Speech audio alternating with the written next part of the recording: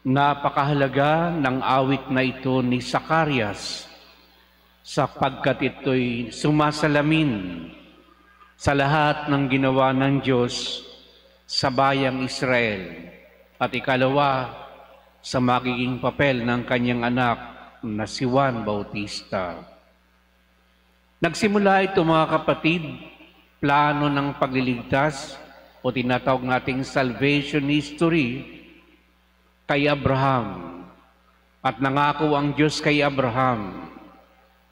At si Abraham bilang isang mananampalataya, sumunod siya sa salita ng Diyos.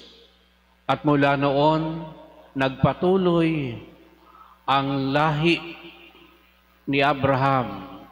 At ang pangako ng Diyos ay pararamihin niya ang kanyang mga anak dahil siya'y walang anak. Sing dami ng mga bituin sa langit at ng mga buhangin sa baybayin ng dagat.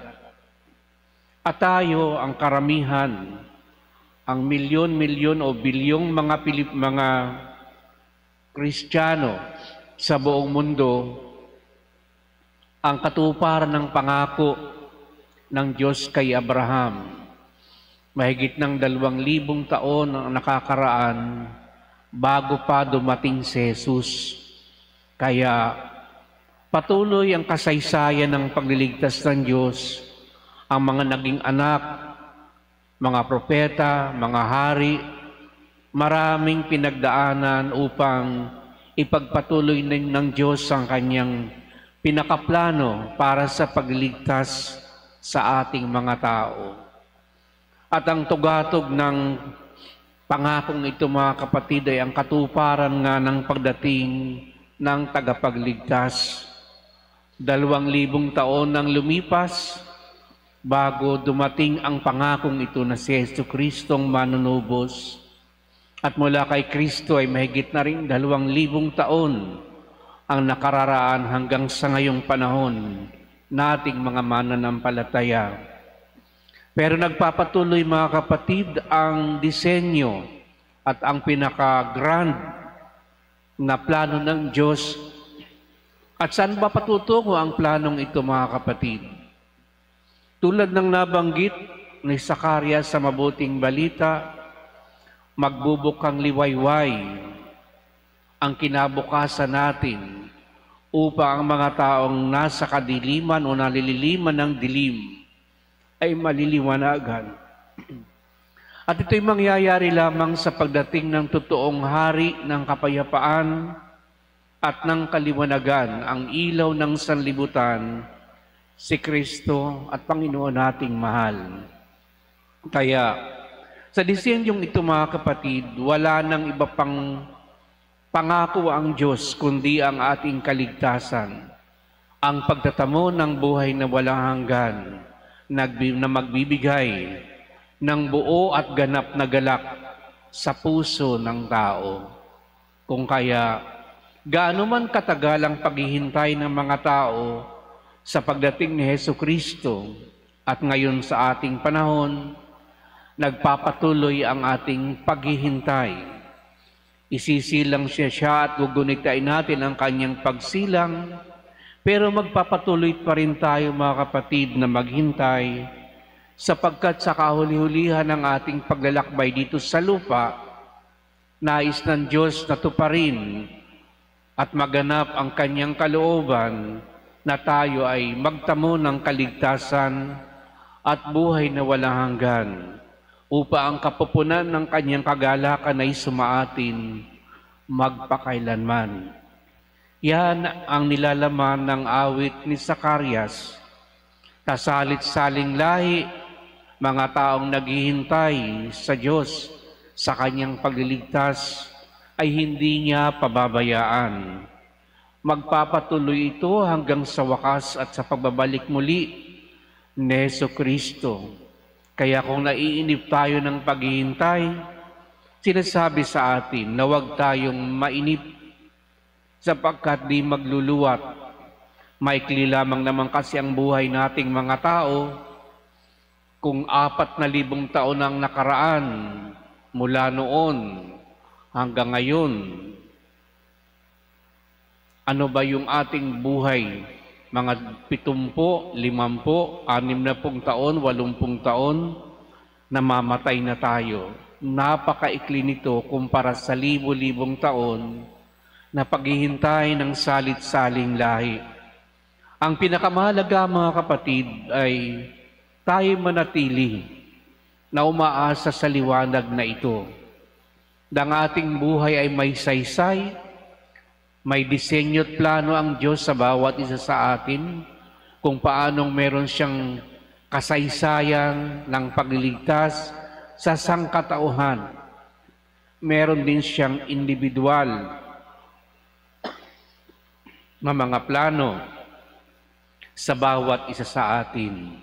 Kung kaya, sinasabi niya na hahantong ito sa isang wakas na magdudulot sa atin ng ganap na kagalakan, which should be the cause of our joy, ang malaman natin na tayo'y hindi lamang mga anak ng Diyos, kundi tayo'y nilikha ng Diyos para sa buhay na walang hanggan, sapagkat yun ang kanyang kalooban.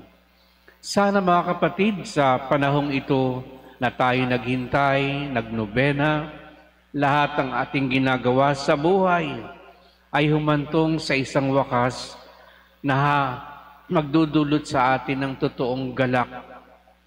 Kung ano man ang nangyayari sa ating buhay sa ngayon o sa nakaraan, kahit tayo nagdaan sa maraming mga krus at paghihirap, ito'y nasa disenyo pa rin ng plano ng Diyos.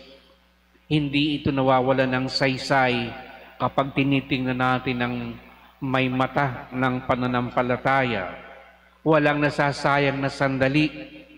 Lahat ng event sa buhay natin ay bahagi ng pagliligtas ng Diyos.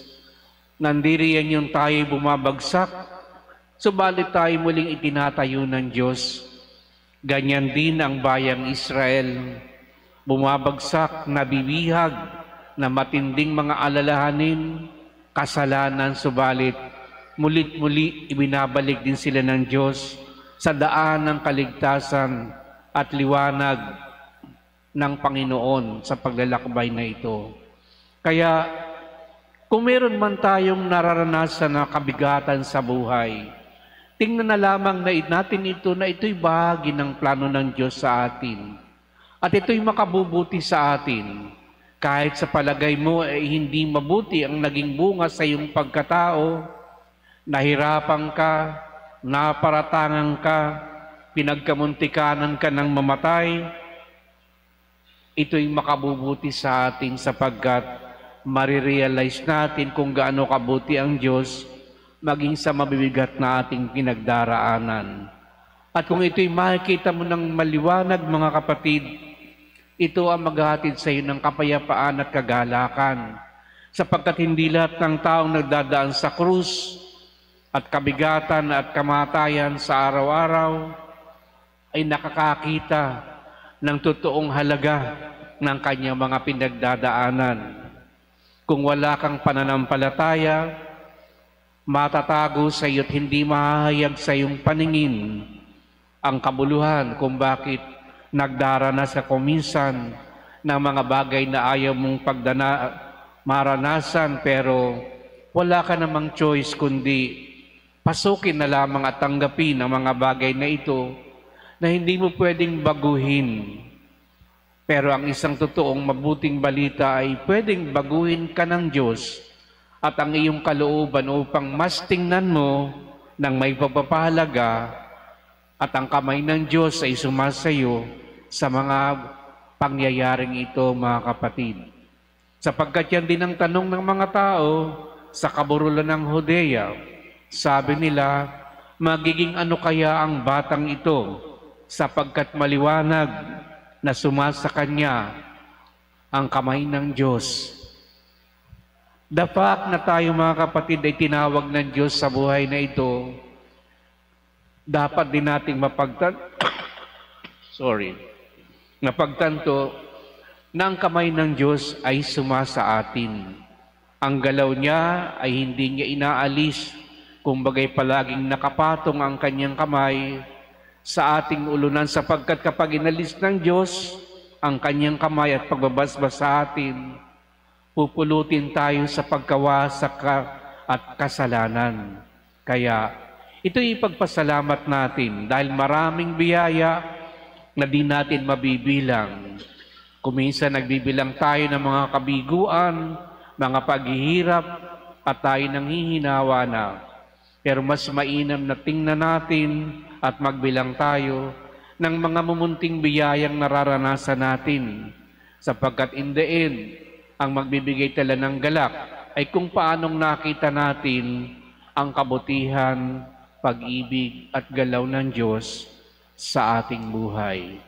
Kaya ipagpasalamat natin mga kapatid, ang mga araw na tayo nagsakripisyo, naway magbunga ito ng ibayong galak sa puso natin, sapagkat ano nga bang mapapala mo, gabi-gabi na nagpupunta ka dito, kung hindi naman ito magdudulot sa iyo ng kaluwagan ng kalooban. Dapat ito'y humantong sa ganung uri ng kalagayan. At ito'y panalangin natin, kahit tayo maraming mga petisyon at mga ipinapanalangin, in the end, sana'y galak na totoo ang ating maranasan. Magpatuloy tayo sa pagdiriwang at basbasanawa ng Diyos ang ating mga ginagawang sakripisyo sa araw-araw. Amen.